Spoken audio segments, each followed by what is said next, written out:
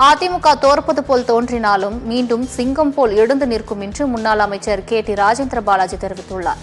விருதுநகர் மாவட்டம் ராஜபாளையம் அருகே முத்துசாமிபுரத்தில் நடைபெற்ற பொதுக்கூட்டத்தில் கலந்து கொண்டு பேசிய அவர், தேர்தல் அறிவிக்கும் பொழுது திமுக கூடாரம் காலியாக இருக்கும் என்றும், அதிமுக கட்டி முடித்த பாலத்திற்கு திமுக வெள்ளையடித்து கல்வெட்டை வைத்துவிட்டு சென்றுள்ளது என்று சாடிய அவர், நாங்கள் பெற்ற பிள்ளைக்கு நீங்கள் யார் பெயர் வைப்பதற்கு எனவும் கேள்வி எழுப்பினார்.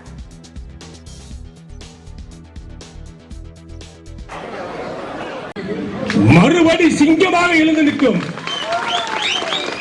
அப்படிப்பட்ட இயக்கம் அதிமுக. அண்ணன் சரத்குமார் வர்றாரு, தேமுதிக வருது, பாமக வருது, எல்லாம் வாராங்க, வருதா இல்லையா?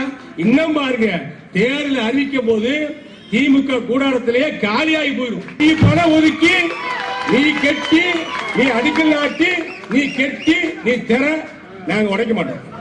நாங்க கெட்டினத நாங்க பெற்ற பிள்ளைக்கு நீ யார பேர் வைக்க? எங்களுக்கு பேர் வைக்கிறதா? அவன் எவ்வளவு கஷ்டப்பட்டு பிள்ளைய பெற்றிருப்பான், அவனுக்கு பேர் வைக்கிறதா?